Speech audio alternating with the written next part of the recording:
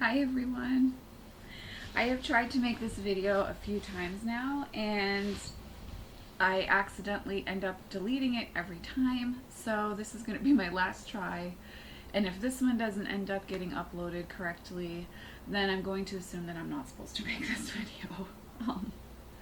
So a lot of you have asked me how I work with the Fallen Angels Oracle. Some of you have the deck and want to connect with it more and are kind of struggling with it. And I want to start the video by saying that I do not have the guidebook with me. I think it must be in storage somewhere right now. I really don't use the guidebook that often with the Fallen Angels Oracle anymore, however, because I've been working with the deck for so many years. I think I was pregnant with Vincent when I first got this deck. And I had actually lost the guidebook for a time, repurchased a new deck in order to have the guidebook, and now don't have the guidebook again. And so to me that's just kind of a sign that I don't need the guidebook to work with the cards. Much like my other Voices Oracle, it just doesn't really seem necessary for me with my practice. So I will say the guidebook is a nice start to working with demons, slash fallen angels if you prefer a slightly gentler term there. There's a nice brief paragraph description for each card talking about basic associations and meanings for working with each entity. So the guidebook can be very helpful if you're going to use the deck in ritual work, if you want to journey with some of these energies, and also there are a few keywords that will help you when reading with the deck. So it's a really nice starting place. And Nigel talks a little bit in the beginning of the guidebook, if I remember right, kind of about the history and the text that he drew from when he was creating the deck. So it is a nice place to start, and I do recommend at least reading it through once. And when I do have the guidebook, I do reference it on occasion, but I just rarely actually have the guidebook around, so I don't really worry about it that much. And you know, that's the thing about working with oracle decks as well, is the guidebooks are awesome, they're super helpful, but you do get to a point where you can in some ways release always needing to check the guidebook every time you read with the deck, especially if you're going to be reading for others. I mean, you guys know I'm always going to advocate that you not be using a guidebook for the most part when you're reading for other people.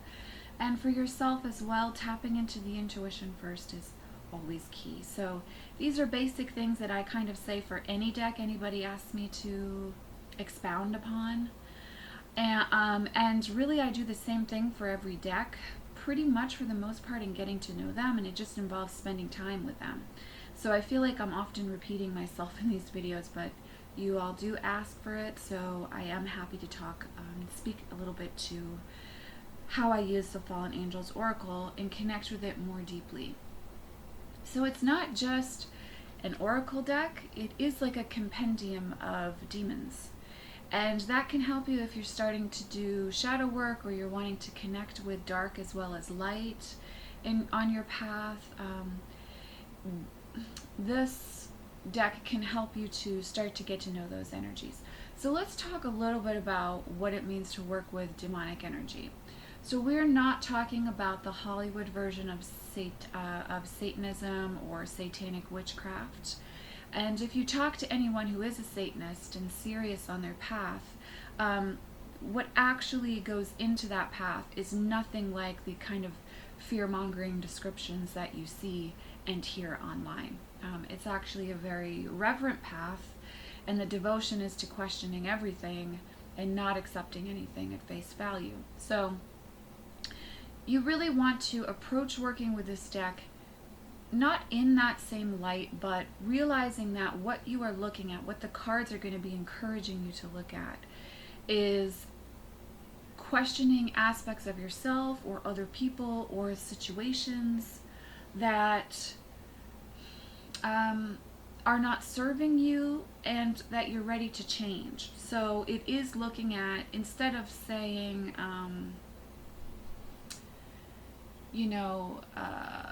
focus on the light, what this deck for the most part, not in every card, but for the most part is going to say is, where are you turning to shame? Where are you turning to fear? Why is that there? And then how can you start to release that? It's more of that type of an experience I found than hearts and flowers. But if you're a hearts and flowers angel person, this deck probably hasn't spoken to you. So this is definitely more in the shadow side, but at the same time, there are also fallen angels who speak of positive things as well. Here's recuperation with the Garabia. So you can see that it's not all, here's mystery. You can see that it's not all seer, change, travel. It's not all doom and gloom or things are bad or painful or hurtful. Here's Bure with help and healing. And there's a turkey vulture. So you can see that the messages themselves are in a lot of ways positive. It's just encouraging you to look at what's underneath. So if you're in that place on your path, this is a great deck to connect with about that. Sorry guys, allergies. And feel really good about, I'm not going to say really good, empowered on your path. There is, as you can see, the name of the demon, and then there's some keywords. Here's new chapter, Bifrons, and then there's the number. I am self-taught as far as working with these energies, so I do not know always the correct pronunciation of the demon, so I ask everyone's understanding with that. But you have a keyword, which is awesome to reference and to help get your intuition going.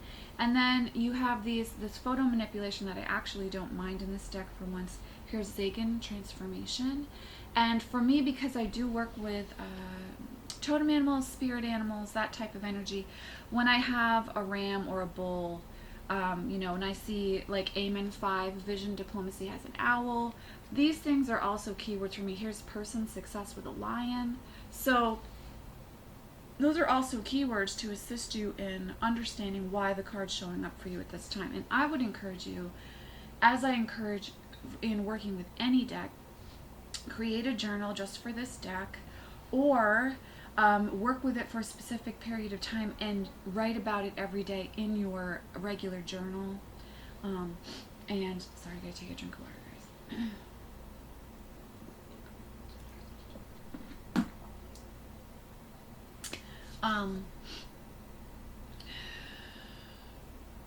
Let that be how you get to know the deck, by talking to the deck, spending time with the deck. And I have a video from like way back in the day about getting to know your new deck, questions to ask. I still use that on occasion with new decks, and you can revisit that as the years go by working with a deck. Asking questions of it, getting to know why it's in your life at this time and what you're coming together to learn. So I do want to encourage you to spend time with your deck, any deck in that way, and fallen angels included, especially if you're feeling like, I want to work with this deck but I don't feel very connected with it. I think journaling, I think having a conversation, and then journeying with the images is very helpful as well. So, and I will actually do a short video with a journey on one of the cards in this deck at some point over the next few weeks, and post that in case you're feeling a little bit unsure about how you want to do that, because actually quite a few of you have asked me how to work with this deck. So that might give you a little bit of a clue into what's going to feel good for you as far as journeying with the demon associated with the card with your deck. I'm specifically saying the word demon because I think it makes a lot of us uncomfortable, and we prefer to say fallen angel because it sounds a little bit nicer, but we are actually working with demonic energy in this deck, and it's not demonic as in evil again. It's looking at the shadow side. It's honoring that and calling that into light, as well as the positive. And so this is a nice balance if you are someone who's working with shadow and light on your path to some of the lighter, softer, friendlier decks out there. Okay. So now I want to talk, maybe speak a little bit to how the deck tends to talk to me. So I work with this deck a lot for clients with other decks. And I know everyone's going to be like, oh, you must use it with tarot vampires all the time. I actually don't. On occasion I will, but I typically use it with the Shadowscapes Tarot. I love the Shadowscapes Tarot. I go in and out with the Shadowscapes Tarot of working with it or not. And so I'm really like back into a cycle of connecting with it and feeling really like that very watery, flowy energy. And the Fallen Angels lend some sharp contrast to the water. And so it creates a really nice big picture when doing spreads for clients. And I'm going to grab the other deck I typically use this with. Hold on one sec, guys.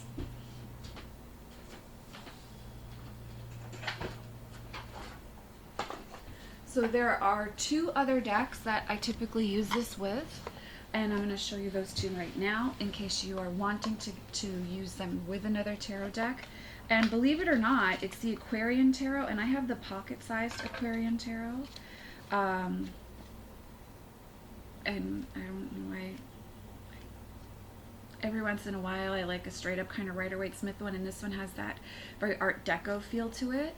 And so, as you can see right there, so I use this one with the Fallen Angels, and it's very, very clear. So the Fallen Angels Oracle has a very clear, sharp, distinct, contrasting answer and response and feel to me when I work with it. It's straight up like a shot of liquor. Like, you're not sipping on a beer when you're working with the Fallen Angels Oracle. I now have a partner who drinks beer, so I understand how in-depth we can get with our beer drinking people. But Fallen Angels is not sipping on a nice IPA. Fallen Angels is taking a straight up shot of tequila so you can get shit done. It's very, very clear, very concise, and boom, to the point. So there's no running away from that deck. The other deck I like to use with the Fallen Angels Oracle, and I always have to say thank you to Whitney Bliss on Instagram for getting me into working with this deck, because she had posted some gorgeous photos. And this was last year, I was like in an I am not buying any more decks phase. I was like, I am just trimming down what I have. I had gotten rid of like 20 some odd decks. But I kept seeing this, and I love this deck so much. It's like my little buddy. And I always keep it in its box, and it travels with me as a Little Monsters Tarot. So this is more of like I guess you could say, kind of skirts the shadow, darker deck side. I don't really think so, because it's so darn cute. But some people might feel that it does, and this one works really well with the Fallen Angels Oracle. So those are some decks that I like to use with it. I like the contrast. I like my Oracle deck to feel softer if my tarot deck is darker and intense. And if my Oracle deck is dark and intense, then I like to work with a tarot deck that's very soft and feminine and watery in its feel. And I find that in that way creates a nice flow, because I don't use set spreads in my readings for others. And actually, typically for myself, I do a daily draw. I do a daily draw for myself, and I do a daily draw with my partner. And I don't typically do large spreads for myself. I do kind of check-ins, like around birthdays, change of seasons, the Sabbats, on occasional Espits. But for the most part, I really like a daily draw. I like the way that feels, and I like to do a daily draw and read a poem, kind of get into a flow in that way. So I'm not someone who walks around and does big spreads for myself, and I don't use set meanings in my spreads, because for me, it's more about checking in and the flow, the feel of the cards laid out, and what they are saying to me as a story. I'm a very visual person. My gifts tend to run into the visual end of things, and so it's more about the images and the feeling than this card means this card means that, this card means that. I'm rambling. So I'm going to do like a mock spread for you, so you can see how you can read with the Fallen Angels Oracle. Now remember, I've just encouraged you to hang out with your deck, get to know your deck, take your deck with you places, sleep with your deck under your pillow. I'm not joking when I say that. Like, I do that and find a difference when I do that. Let the deck connect with you. Feel the energetic tie, and write in your journal catalog, dialogue your daily draws, your spread work with it. Do things that help you get to know the deck. That's the most important thing that I can say to you. And that's going to be for every deck across the board. So I'm going to do a 3-card spread. My center card's going to be Tarot, and my 2 complementary cards on the side will be the Fallen Angels Oracle. And I'm going to do a generic one, and hey, if you feel this applies to you, take it as a personal little reading for you today. So we're going to be looking at career. What do we need to know about career? And our first draw is the 9 of Cups from the Tarot deck. Can we side point Shadowscapes Tarot? Look at how beautiful that is. So beautiful. Okay, and now again, bringing my attention, my intention, and my focus to my question, which is what do we need to know about career? I will shuffle. This deck is so well broken in. Oh, I love this deck so much. This is like the perfect size for tarot. I wish all tarot decks were this size. So let's see, and then that one. Okay. So this is where you might get a little bit stuck, and this is why we're going to walk through it together. So we have 9 of Cups in the center as core about what we're talking about with career right now. Then our Fallen Angels insight is Crochelle, mystery, and Berith, transformation. So now I'm gonna, oh God, sorry guys, my allergies.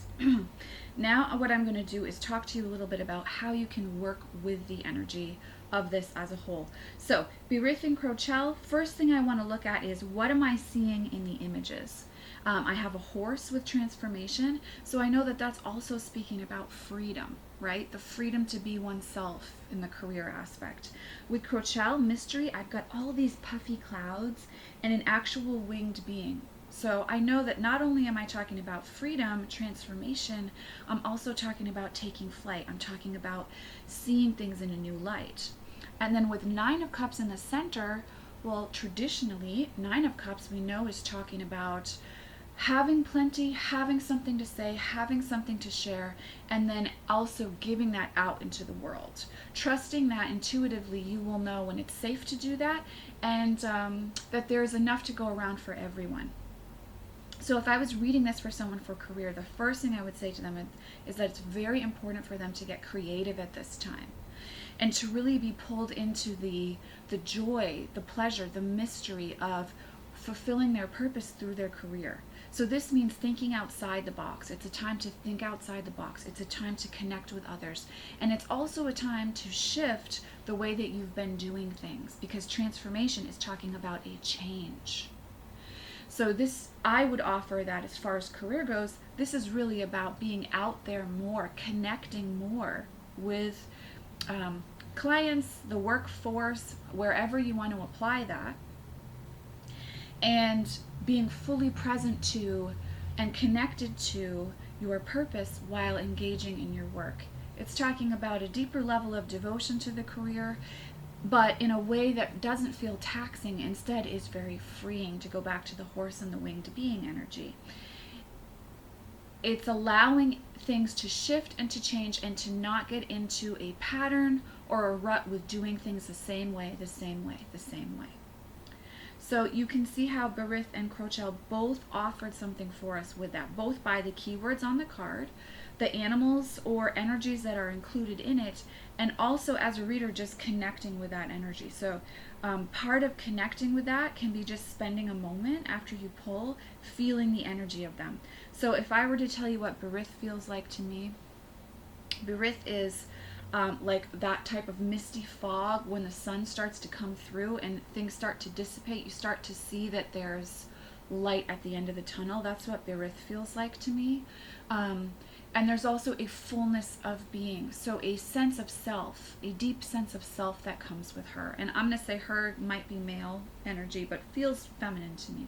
Crochelle also feels feminine. And with this, the keyword of mystery, here now, instead of opening up to the sun like Berith, with Crochelle, I'm on the precipice looking down into the earth, deep into the earth. I can fly down, But my focus is on what's underneath and looking at the bottom. We could also say peering over the edge of a dock or something into a very glassy lake surface and looking all the way down to the bottom of the lake. What's there in that mud and silt? It's looking at that type of energy, but not in a way that feels like work. Instead, it's curiosity. So by sitting with both of the feeling that's in these two cards, marrying it to the Nine of Cups, which for me is very much about giving out. So you can see that directionally, and all these things go into a reading for me, people. So when I'm talking about this, I'm talking about it for real. Directionally with Berith, I'm looking up. So I am looking to the sky, I'm looking to spirit. With Krachel, I'm looking down, I'm looking into the deep, the dark. I am working with the element of earth, but I'm working with something even older than that. As above, so below. Okay? And then with Nine of Cups, I'm open. So this is center of self. This is heart chakra energy. It's also the energy of air. So directionally, I'm moving in this way while I'm looking at the spread. And so for me, it becomes that a marriage of what I'm seeing in the cards, what the cards are saying to me, how they feel, and also everything that I just said, like all of those things go into a reading. So when working with this deck, you really want it to be very intuitive how you connect with each of the demons' energy. Not just going by what you read in the guidebook or what you do for research online, which is a great way to get to know an entity, as a jumping off point, but then you have to spend time with the cards. And as you can see, very clear voices and marry very beautifully with shadowscapes. So there's an example of that. Now I'm going to give you an example of just working with Fallen Angels Oracle.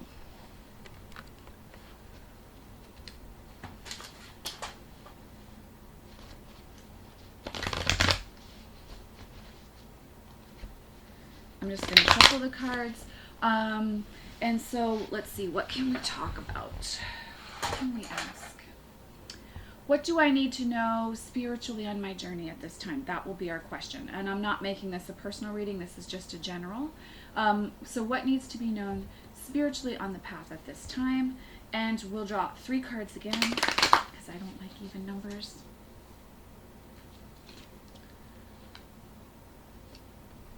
Okay. This is beautiful. Wow, 2 owls. All right. We have Andrus with conflict. So with that, we have the owl and then the shadow wolf energy coming in. Proofless revolution. Here's our owl again. Halthus respite. And you see it has this energy of the tower, but not in the traditional way we would read tarot. To me, this is more sanctuary. We're talking about sanctuary with Halthus. So what the first thing I would say is, as far as spiritually on the path, what's showing up is the energy of conflict. So we have this owl sacred feminine energy meeting the wild energy, the earthly energy, that kind of masculine energy of wolf. So we have owl and wolf almost like in conflict with each other. So there's a battle going on there, a bit of a battle. So to me that means we might be questioning beliefs. What do we really believe on our spiritual journey? Is it time for a shift in how we choose to honor the sacred in our daily life? Is it actually time for a shift in what our spiritual beliefs are? Are we choosing to shift spiritual beliefs? Is it time to align with another deity? Has a story in our life finished? Perhaps a relationship has ended or we've changed careers. And now we're feeling that the old way of doing things is no longer working. So we've got this kind of push against the intuition and the action space. We've got this kind of push and pull going on. So at this time then, spiritually, Halthus and Proofless come forward to talk about it's time for a big change. Proofless is very active in the sacred feminine energy, and when I am looking at this card, I'm thinking about the owl when it goes to attack its prey. So not just in that sacred feminine, intuitive, not soft, but quiet space. Instead, the action of moving silently, the revolution energy that comes in with Proofless. So the first thing that I know is that it's not a time to sit still and not change. Proofless is saying it is time to be active in the shift. So I need to be looking at, or you need to be looking at, or we need to be looking at new ideas, new beliefs, new ways of worshiping in our spiritual path. What feels right for us? New exploration, fresh energy needs to be coming in. You might start working with a different deck than you normally do. You might turn to poetry or the arts instead of the Bible for your spiritual inspiration. Okay, so it's got that type of energy with proofless. So we know it's time to shake things up, to get moving, to start exploring, to not be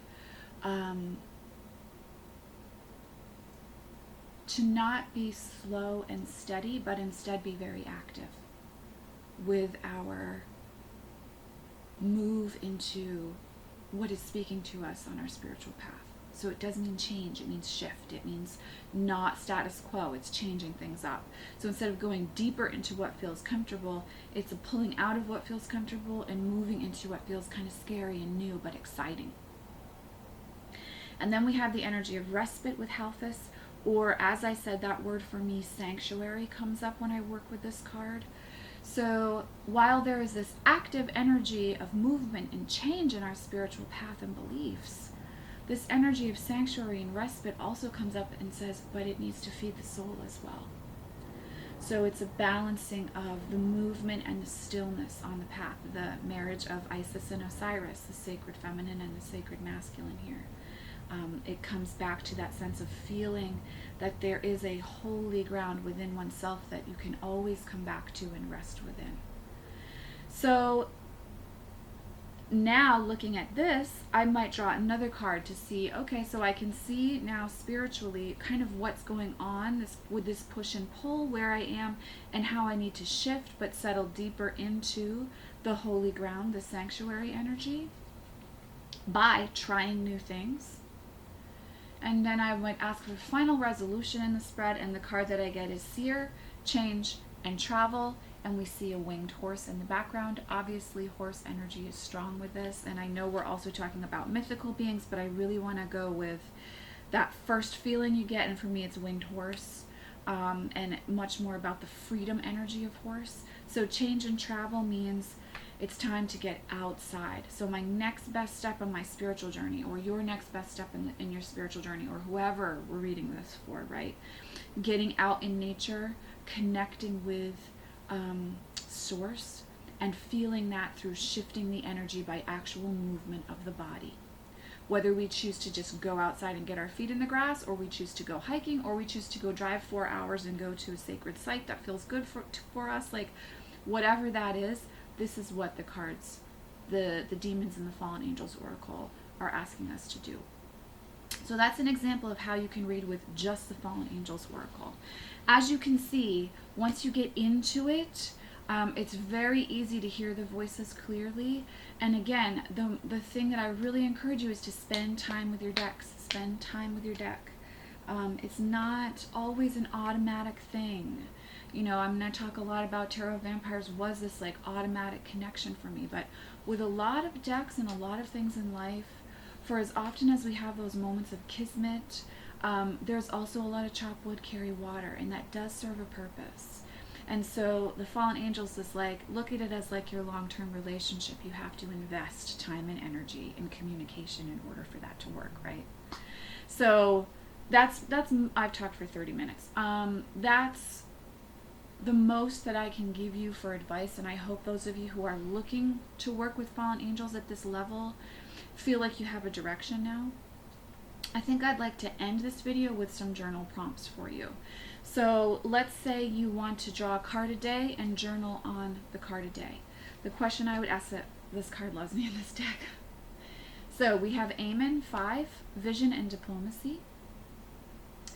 And if I was getting to know this card, the first thing I would ask Amen is, who are you? That's your first question. What do I need to know about you? That's your second question. How can we work together is your third.